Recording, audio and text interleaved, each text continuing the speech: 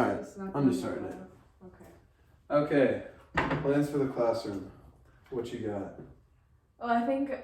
Or I guess let's go with environment first. Environment. Okay, so talk about what was a good classroom environment you've seen for say like a band classroom. Yeah.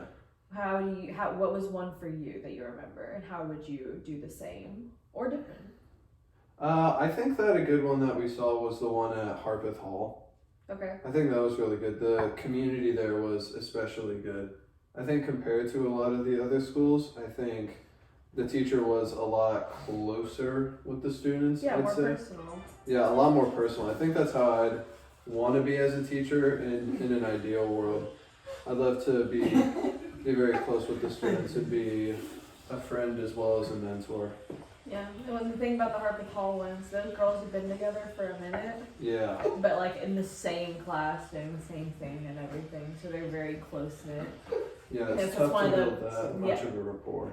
How do you think you could do that in a public school setting instead? I think being human is probably the biggest factor of it. Yeah. And also making kids feel welcome and like it's a place that you're supposed to be learning in.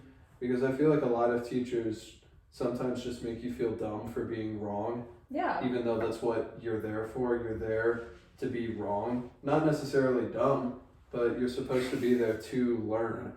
Yeah, but them teachers need to stop teaching how to freaking packet, yo. I can't stand a teacher that open up a book.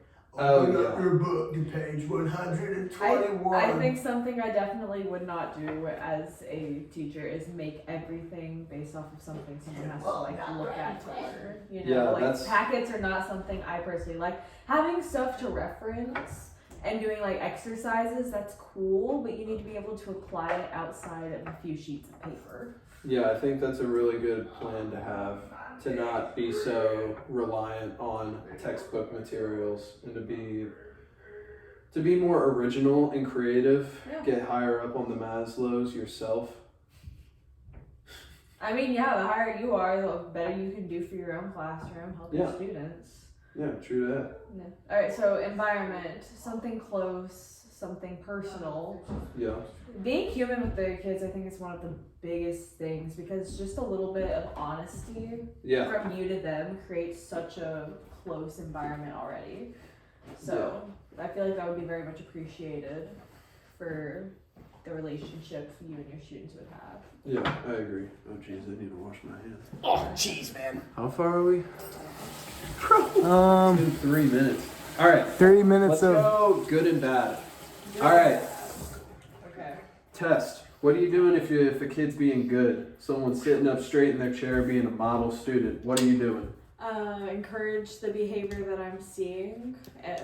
Try to encourage everyone else to follow the same lead without putting the student on blast. No, dude, you failed. No, bro. You give him a piece of candy, bro.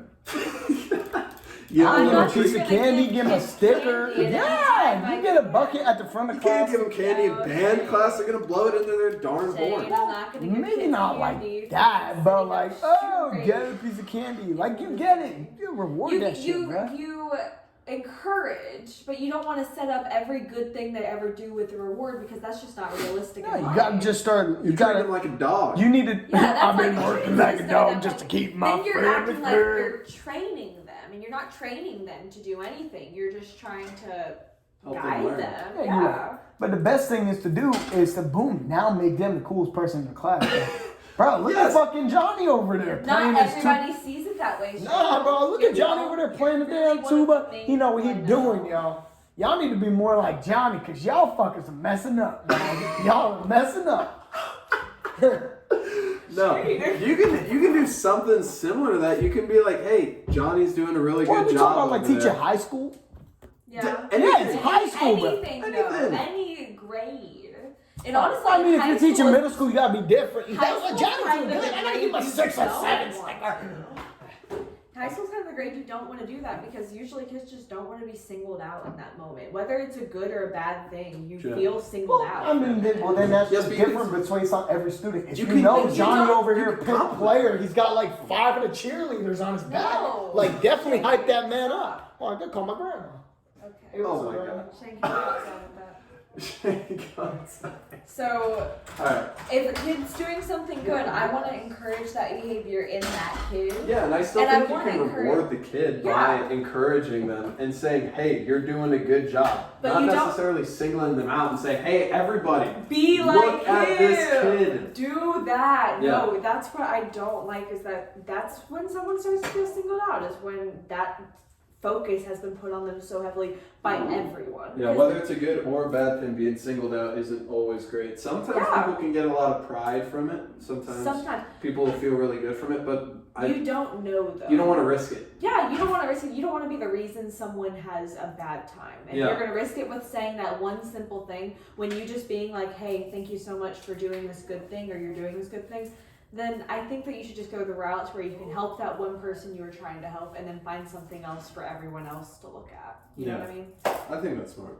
What about discoverable? Like, if you see a kid that's really just that day is not in it, not focusing, not listening, has either gone against you a few times, or just seems to be actively kind of rebelling against what you're doing. What do you think? Or they're just the rebellious kid. Or they're just the rebellious kid, which can happen. Yeah. But like, what are you doing? I don't know. Probably walk around a little closer to them. Okay. I think I've never really noticed that before, but after doing the assignments on approval and disapproval, yeah, just getting close to someone makes them feel more nervous and not want to act up as much. The second someone gets close to me, I'm like, why are you getting so? And it's also not singling them out. You can just be closer to another one of your students. You can be walking around. If you walk around the entire classroom and then just linger in one spot for a second.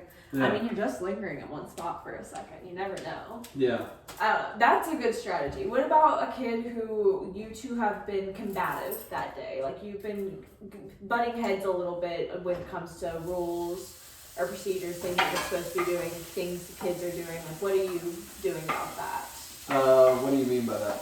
So, like, you've been telling them to do what they need to do. They've been fighting you, rebelling against it, not working, not collaborating, not trying to help out. I think if something gets that far to where they just aren't doing any of the work and are becoming like a bad example to like the other students, then it might end up being time for what would you call it? Like a referral, or like whatever they had in Harpeth Hall, the like slips or whatever. So you would revert more towards the school system of how it's like dealing with that. So detention or something. Yeah, you do the most that you can until you get to that point. Yeah, but if nothing at all is working, like at that point, like you can't really make the kids do anything. They have their own wills and their own desires. Very much so. Perfect. What's the next topic? Plans for the classroom. Do you have any set procedures or rules? I know you said you had a few small ones, and I know they're not big, but small ones can go a long way. Yeah, I was mostly just thinking of ways to like help the class calm down if it's getting too rowdy or anything. But what type of plans do you think you would have? Well, I was thinking, when I heard that, I was thinking more just rules that I would do, and I was thinking it'd be very easy to talk about phones, like how you deal with the phone situation, because that's been a huge topic. Recently, just in Metro alone, about how they've been handling phones. Yeah. And I am fine with letting the students keep the phones on them, with them on and everything, as long as it's not disrupting the class. Yeah, because sometimes there's a security in just knowing you have it, because who knows what could have been happening. Who knows why a kid would need their phone near them, right? Yeah, there's a lot of people that will like either need to be in contact with their parents at any point in time or anything like that. And whenever teachers say like, hey, if there's an emergency and you need to have, and like you're contacted by anyone, just leave. Yep. I think that kind of ends up defeating the purpose of it whenever you like take the phones away. I like that they have the option to keep it. I think an open honesty with it too. Just a good dialogue between you and your students about what the phone should look like, what you should and should not be doing. If you have that, usually there's a good general understanding, and then if you have problems, you assess those along the way. But I don't think a few students possibly abusing that would be usually.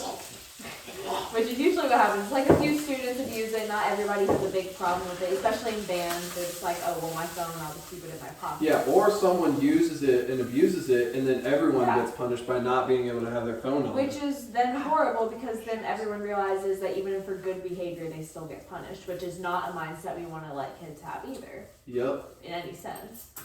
So that's one of my biggest ones. Another one is like, I'd be okay with my students sitting at my desk, working there, doing what they need to do. Don't go through my things. Yeah. You know, make it very clear. Do not go through any papers, any filing stuff. Do not touch what I don't ask you to like mess with. If I do, just things like that. Again, you're setting your boundary, but I think letting the student do that it makes it more open. Like it makes the classroom more open, because you're not closing off a section of it. In your house, you're not thinking, oh, well, I can't go in the dining room. Yeah. You know, I can't do that. In a classroom, I wouldn't want my students to think, oh, well, that's the desk. I can't go near the desk. And especially if you want to be personable with the kids, you can't just hide behind your corner of the room. Yeah, because then you're just closing yourself off. Yeah. And then that's going to make the teaching feel closed off. If a student needs to talk to you, they're going to come up to your desk, but they're going to feel uncomfortable they're going to be about coming around the desk. They're going to be sitting up at a physical wall trying to ask questions. Yeah. I think those are some important ones. Like we were talking about, we wanted to make an open, close classroom, you know. I think that would be one of the best strategies, and just starting out with that. Yeah. Introducing it. When you're like, say, first day teaching, talking to your class and everything, how do you think that would go? What do you think you'd start with? I think being personable is like the number one thing you have to do in that situation. Okay. Making yourself not like a stereotypical mean teacher. Yeah. And really, first impressions matter. You have to make yourself trustworthy and reputable, but also you have to make yourself an authority figure. But it's tough. It's something that I need to think about more. 100%. Are there any other topics that we need to discuss? I don't think so. I think that's it. Procedures. I need to. Approval, disapproval. I might need to get this food off the pan. We'll cut out this last part. All right. I think there's everything though. Oh,